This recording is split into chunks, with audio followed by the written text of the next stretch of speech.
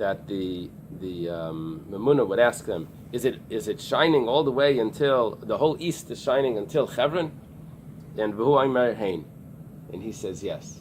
In other words, he had to make sure that it was really lit up. Why do they need to go through that effort? Because one time there was the moon that came. The moon came up at that time, because the moon is not a full the full cycle like we have. It goes a little quicker than the sun.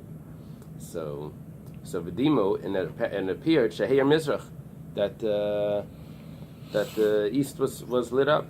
So shachtu es tamid, they shachted the tamid ve'itziu lebeis hasreifa. They realized that it was too early. They were early risers, and if the time of the month when the moon is coming up at sunrise, you're just going to have a sliver. That's what he saw. It's the 29th or the 30th. It's That's not what he giving saw. off any light. He saw the sliver,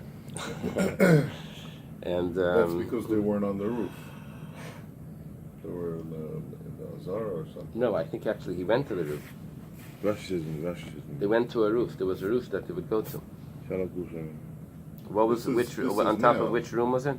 This is now the Memune. We call him Tzu'uru'u. Right. Last time they didn't have to do Tzu'uru. The mistake was that they didn't do Tzu'uru. Well, they didn't do Heir Pnei Kol HaMizrach Ad Shebechevron. Lalis Lagag, yeah, correct. It doesn't say which roof. I remember it says which roof that they went to. Okay. Vayridu Kohen Gadol lebeis hatefila. Then, once it was light, then the Kohen Gadol can go down to the mikveh. Okay. Zeh haklal haya b'mikdash. This was the rule in the temple. Kol ha-meisach raglai. Meisach raglai means anyone that goes to the bathroom, a bowel movement, ton tvila. He needs to use the mikveh afterwards. Kol ha-matal mayim, but anyone that's urinates, ton kiddush yadayim v'raglayim. He has to wash his hands and feet. That's it. Today we don't wash our feet. Right. For nothing. Right. Washing our hands is Yeah, I don't know why. you wash your feet. Never. You had to wash the hands and feet together. Right. To put the hands in the sink. Right. Lahavdil, the Muslims, wherever they go, They wash their feet? they wash their feet, yeah. I went once in Hong Kong. They have a empty space for davening, whatever. It's not. It has no. Right. It's a white room. Right. But they have a place over there. A low sink to wash? In the back, yeah. I didn't know that. Okay, Tani Avua de Rabavin. How did this Mishnah come in? We're talking about things that were done in the wrong time. So we're talking about that the spoons were put on the wrong time, or it was burnt in the wrong time. And what was the din? We had to take it to Bais Hasreifa. We had to burn it. So that's why this Mishnah came in, to show us what happens if it's done in the wrong time. So Avua de Rabavin taught a brisa. Leizu Bavad. Not only this, that if there's a carbon tamid that was shechted by night, that it gets burnt, but even if it was an Eila Sa'if, apparently it's not such a strict sacrifice. And let's say maybe it was done in the evening after Shkia or whatever. Or there was a mincha that was scooped. The scoop that's meant to be burnt was done by night. That's also teitze lebeis hasreifa. That's also goes to be burnt. So that's the brisa that Avua de Rabavin says. Now the Gemara asks, Bishleim ha'ila sa'if. We understand why a bird that the malika was done mishum d'le'af shel adura. You can't redo it. It's already dead. You did malika. Ala mincha after the mahader kaimitz l'duchtei. By the carbon mincha, if you did it wrong, you did it by night, it's not counted. It's a do-over. So you put it back in and you do it the next day. Why are we saying that you have to burn it? Well, what did he do? He put his hands in and he took it out and it was at night. So it was all wrong. So put it back in and you do it tomorrow. The kamitz b'yamam and he'll do the kamitz by day. So hutani lav hu amela. Avua de Rabavin explains that kli sharis mekachin shlei bizmana. That the kli sharis sanctifies it. You can't redo it. The fact that it was put into a keli, he did a kmitza, and he puts the kmitza into a keli, even though it was the wrong time, but it still becomes sanctified, even though it was the wrong time. Okay, Meisvei, this is what we're leading up to. Not this question, but the following question right after this. We're going to have to skip a line in this. Kol hakarev bayayim, kadosh bayayim. Anything that's brought by day could be sanctified by day. That means if you put it into a klisharis, if you put it into a holy vessel, it becomes sanctified by day. Now, skip balayla. Actually, just go down one line to balayla. Balayla, anything that's meant to be brought by night, for example, the nesachim or the fats or those things, kadosh bein bayayim bein balayla. Those are sanctified whether by day or by night. Now, the nesachim could be brought by day or by night. You eat them? You drink them? No, they're burnt. They're burnt. I don't know. What's it mean? Stem kavanos. 10? It says stem kavanos. Which carbon? Oh, kol hakarev stam karban. All karbanos are brought by day, but but certain things that are brought by night, those things could be brought by day or by night. Okay, now we go back and we discuss what's brought by day. Kol hakarev bayayim, kadosh bayayim. Anything that could be brought by day is sanctified in a vessel by day. Bayayimin balayla loy. It's only by day. What did we just say? That the kmitza was done by night. We put it into a vessel, becomes sanctified, and you can't put it back into the mixture of flour and oil and do it tomorrow because it was sanctified even though it was night. We said no. We said kol hakarev bayayim is only kadosh bayayim. It's not kadosh by night. We have a contradiction. So Gemara explains in a kadosh likarev, it's not fully sanctified that you should be able to bring it. Aval kadosh li pasal, but it's sanctified enough that it becomes pasal. Very good. Yeah. It becomes pasal for being left overnight. So that's proof that the vessels make it kodesh. So that would help to explain We why had the this carbon before, mincha, yeah. why the carbon mincha that was the kmitza was done by night, is going to be a problem to put it back in because it was sanctified enough. Even though you can't bring it now just with putting it in the vessel by night, but it's sanctified enough that it becomes puzzle if it was the wrong time, if mechusar kippurim, if the person wasn't supposed to bring it yet, or if it becomes leftover, or if it's left overnight and past the morning, it becomes puzzle. Ma'asav Reb Zera. Reb Zera is a question, and this was the point why this comes in. See there, salechem v'esa b'zichan achar Shabbos. Let's say someone puts on the showbread, and he puts on the spoonfuls of frankincense after Shabbos, Victor Sabazichem b'Shabbos, and then he offers it up on Shabbos. It's psula. Becomes possible. Ketzad Yasa. So what should he do? And Ichenel Shabbos Haba should leave it for the following Shabbos. He should leave it on for 15 days. Shafilu Hi'al Shulchan Yom Rabbi Mei Mekach Klam, because there's no problem if it's there for many days. Isal Kadaitach Klishars Mekadshin Shlei Bizmanon. And if we say that it sanctifies it even though it's the wrong time, Likdish V'Lifsal should be puzzle. It was left overnight. It was the wrong time.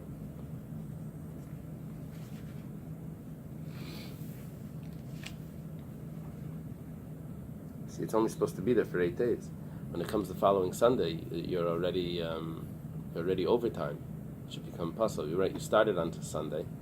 You need it to be there for 2 Shabbosim, but why are we saying that there's a solution to leave it for 15 days? If we say that something that wasn't supposed to be done is considered like it's sanctified, so it's not going to work. So Amar Rabba, Manda Kamaisiv, Shapir Kamaisiv. Rabba compliments Reb Zera's question. Rabbi and Reb Zera, remember them from before? Rabbi and Reb Zera, come Rabba, Shachat Reb Zera. Oh yeah. So, in Lubavitch, you have to know that. So, Rabba says that the one that asked the question asked a very good question. Avua derabavin nami masnisaka amar. However, Avua derabavin has a Mishnah as well. It's not really a question because we're just going to say it's machlekes tanaim. He holds, this opinion holds, K'savar laila ein mechusar zman. It's not. So therefore, when we put it on, when we did the kmitza by night, it's going to be puzzle because it's not mechusar zman. In other words, when you did the kmitza and you put it into a keli, So it's not mechusar zman. It does become sanctified, but you still have a problem that you can't do avodah by night. But it's not the wrong time. The service is not done by night, but it's still it's not considered that it's off the calendar. It's the right calendar. It's the right time. It's just you don't do the service by night. So therefore, the kaimetz would become pasul. Ha yamim, but days mechusar zman. It's the days. It's the wrong time. So therefore, when you put it on Sunday, it's mechusar zman. It was like considered like nothing. What we're discussing is when you do something that's not on the right day, is it considered like you did nothing? So we're saying yes. If it's the wrong day, then it's considered like you did nothing. However, if you do a kmitza by night, it's not like you did nothing. You did it in the wrong time, but the night is still considered a time for this to be done. But here you're 7 days early. So 7 days early is like nothing. The Gemara asks, Saif Zaif. Second, Kimati Leila, the Bais Shimshon, when it becomes Friday night. It comes Friday night. So, Likdesh Velifso, you should say that because it's already the night, and we said that the night is already is not considered that it's off the time, so that night should be already the acceptable time. Because how would this work? You put it on Sunday; it's considered nothing all Sunday until the following Shabbos. That Shabbos, that night, we said Laila's lav mechusar zman. It's already the appropriate time if it's done by night. You're not supposed to do it; you're supposed to wait for the morning, but it's already good. So what's going to happen here? It was put on Friday night.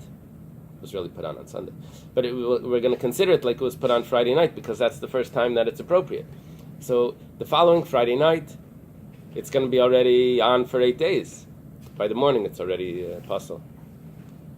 You follow the question that? Okay. So Amar Rava b'shekadim b'silik.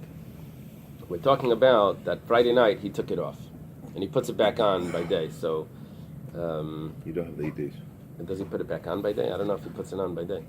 It doesn't have the 8 days. Period. It doesn't have the 8 days, but when he says b'shekadim b'silik, does it means he takes it off Friday night? And if he didn't take it off, then for sure it would be. He's saying that it's pasul for Beinash Mashas. because no. Rashi says before. No, you need to wait for Beinash Mashas. Kodim Beinash Mashas.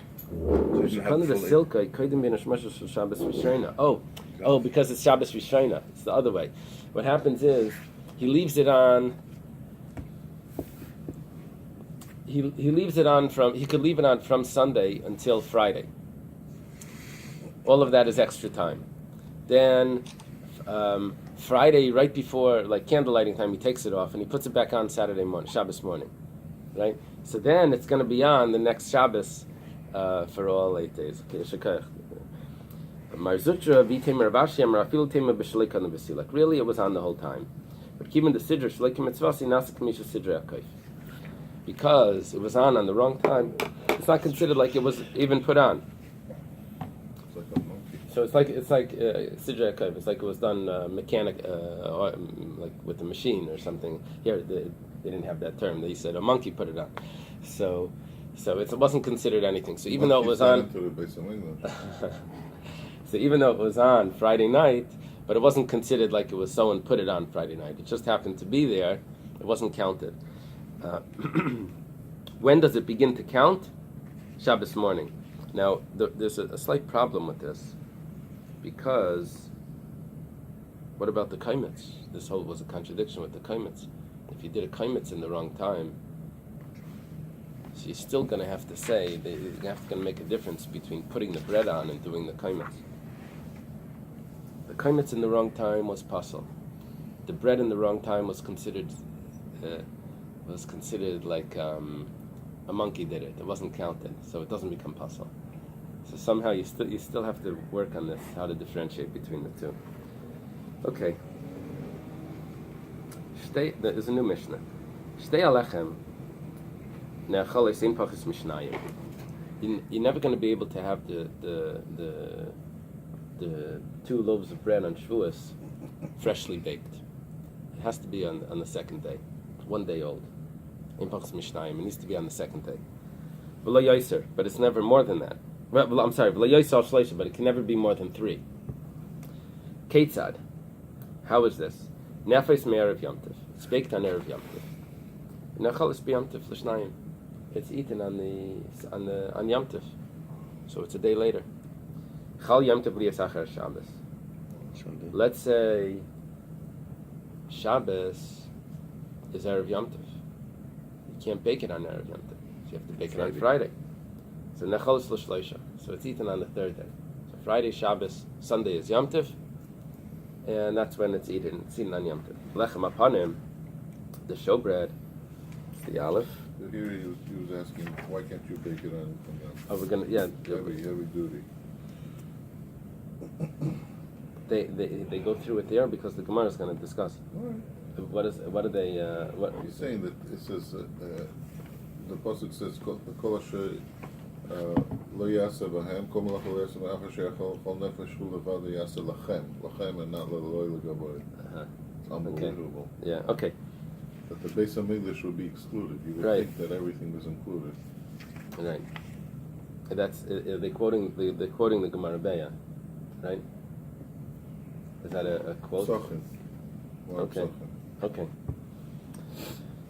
Okay. Aleph is ain. Right. Lechem apanim ein nechal pachas mitish. You have to switch the ein from the showbread cannot be eaten less than 9 days. Why? Because it's on the table for 8 days, from Shabbos to Shabbos, but it's not baked on Shabbos. It's baked before Shabbos. But it can't be more than 11. Ketzad. How is this? Nefa me'erev Shabbos. It's baked on Friday. V'nechal b'Shabbos l'tisha, and it's eaten on the following Shabbos 9 days later.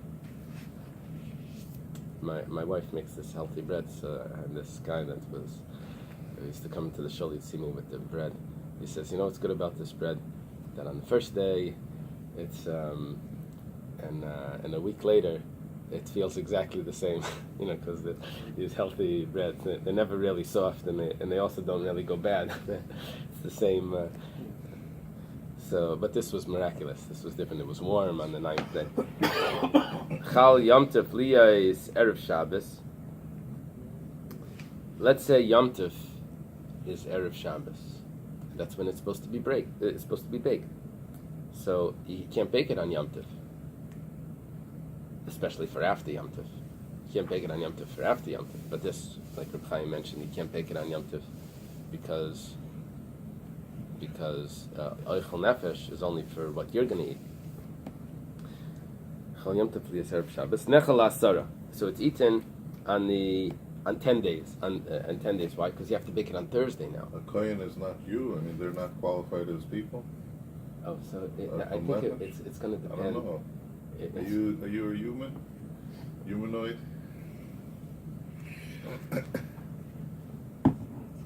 No answer. It's given off from Hashem. It's an argument amongst It's not baked for the Kohanim. It's baked for Hashem, and the Kohanim eat it. Ultimately, they eat it. Yeah, but Okay. so Shnei Yomim Tovim Shel Rosh Hashanah. Let's say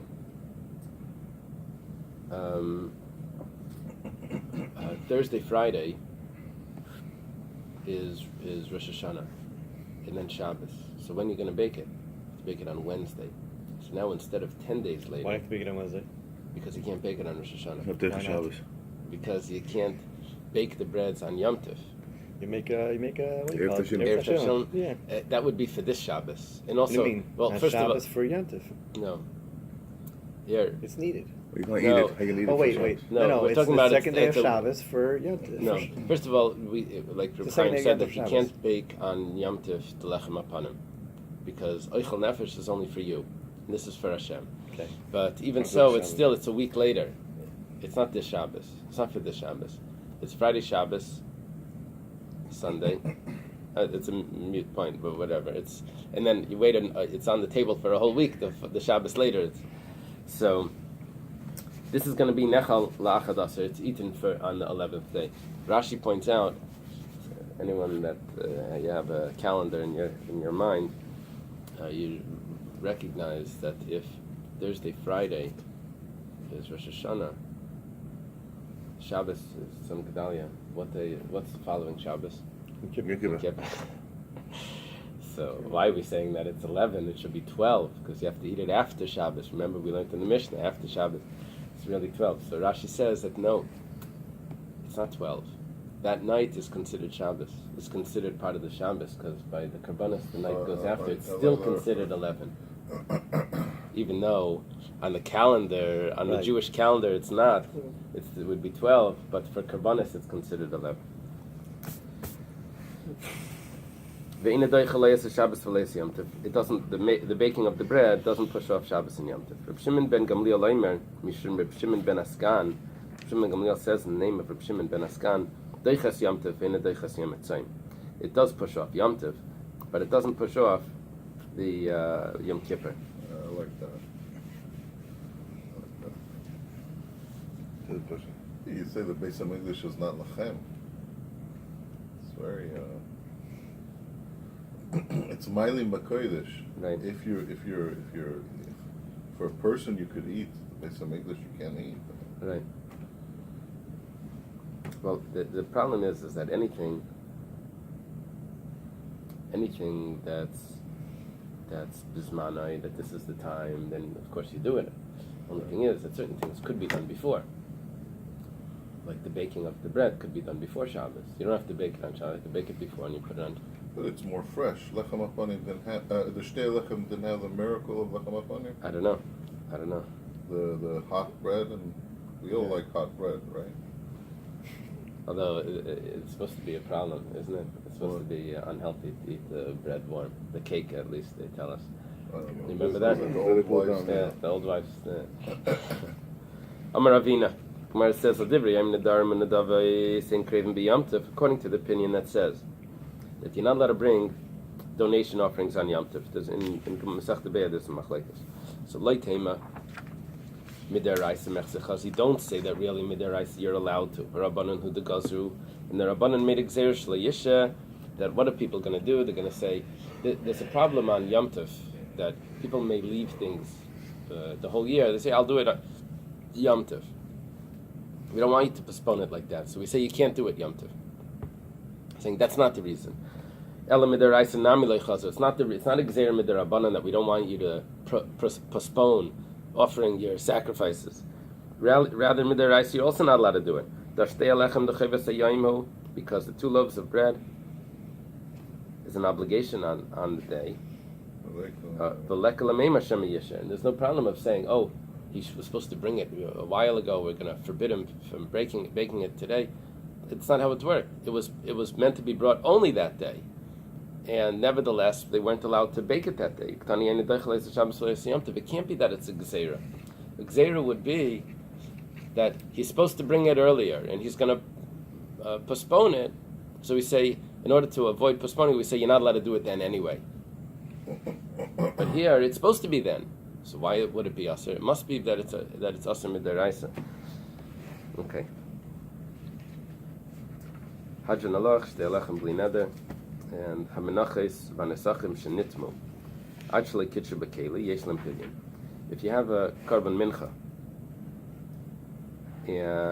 or you have the nesachim, which is also like a mincha, it's flour, oil, and the wine. It became tamei. So before it was put into the vessel, yesh lem pidyon. It's called kedushas damim. It doesn't become actually holy. It just has a holy value. So it's like a pledge. So you can say, okay, I'm not going to give this one, I'll give that one. You never put it into the vessel yet, so you can exchange it. Pidyon is a way of redeeming it, which means that you exchange it for another one. Misha kitshu bekeli. But once it's put into a vessel, ein lehem pidyon. It can't be redeemed. By animal sacrifices, you can redeem sacrifices if it gets a mum. Gets a blemish, so then you say, oh, it became possible for it to be brought, so now I'll bring a different one. But there's no such thing as a mum by the flour, the oil, that we should say that you could be able to exchange it. It's too late. Once it's in a vessel, it becomes tamei. It can't be exchanged. Maybe the tomb itself is a image. Very good. Baruch Shekivanta. I think that's the Gemara is going to discuss this. That's Mamash this Gemara. Very good. So, ha'oifes va'etzim va'lavaino klisharis, the birds, the wood, and the frankincense, uklisharis, and a vessel, mishenitmu ein lem pidyon. What's that, Aleph? Shenitmu. That became, they can't be redeemed. Shalein emer pidyon ela bebehema. There's only a pidyon by an animal. Okay. Amar Shmuel says, "Vafilu hein tahirim niftin."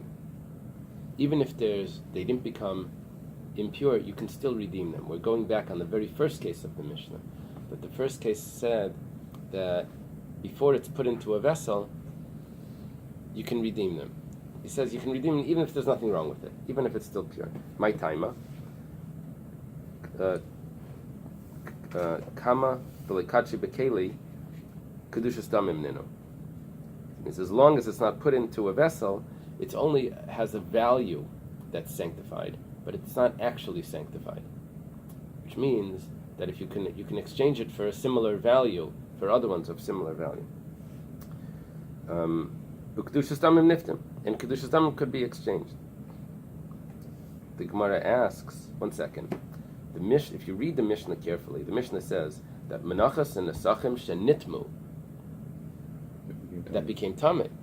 Comes along Shmuel and says even if it's not tamei. So the Gemara asks, v'hanitmu tanan. It says clearly only if it's tamei you can redeem it. How Shmuel is saying that even if it didn't become tamei you can redeem it? Just perfectly good stuff.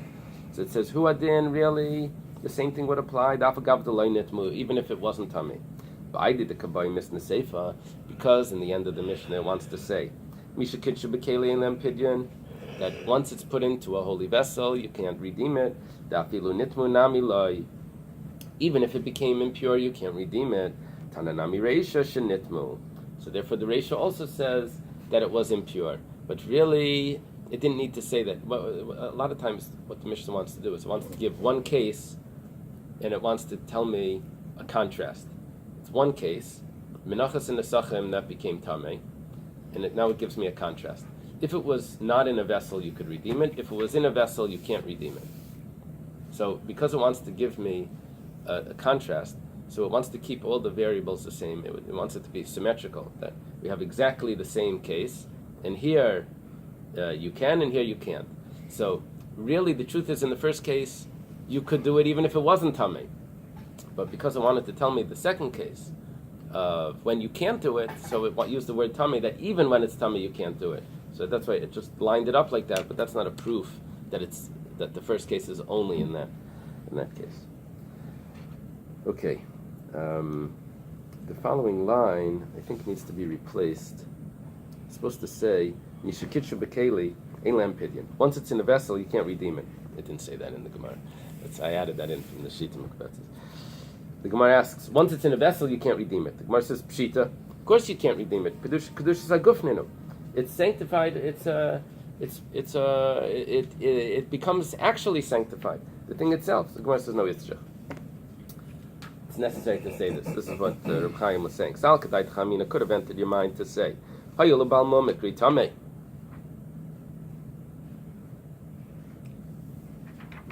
Because we have a source that a balmum, someone with a blemish is called tamei. So tamei nami kabal balmum dami. By a korban, if it's tamei, you have to be by that. There's really no such thing as tumah on a live animal. That's the problem over here when it says ha'oifes. We had the Mishnah oifes shenitmu. The Mefarshim discuss how is oif tamei. So it can only become tamei after it's shechta. Yeah. There's no balchai that's tamei. But so therefore, tamei nami kabal mum dami. It's because a balmum is called tamei. So let's say that a tamei should be considered a balmum. It's like what you were saying. So therefore, because it's tamei, ba'afagav the kaddish kedushas aguf, even though it became holy, but kinafel beimum mifrak. But when it becomes, there's no comparison in a behemoth to such a situation. Well, yes, because by a balmum, you can redeem it. It. So here I have But the- Tumah, which is similar to a Balmum, because a Balmum is called Tameh. So this is But also in called... an animal, there's no tumah. So you're learning Right. Balmum from an animal. Right. We always say that it has to be connected. The two. So Haninami Lefreg, Okay. so this you should also be able to be redeemed. Kamash Malan comes to tell us, the Lavki Haitame Kaya Rachmana Lebalmum. It's not this sort of Tumah that the Torah calls to Balbum. Why? To Miklei Shares Layashkhan the Mifra, because there's no such thing as redeeming once it's in a vessel. You see, the animal that you could redeem wasn't in a vessel. Here you're actually putting it into a vessel. There's no such thing as redemption after the Why vessel. didn't he answer that it was there's no comparison? And that's probably what he means. That's probably what it means. Is that over there it was a live animal that has a mum. Here it's already in a vessel.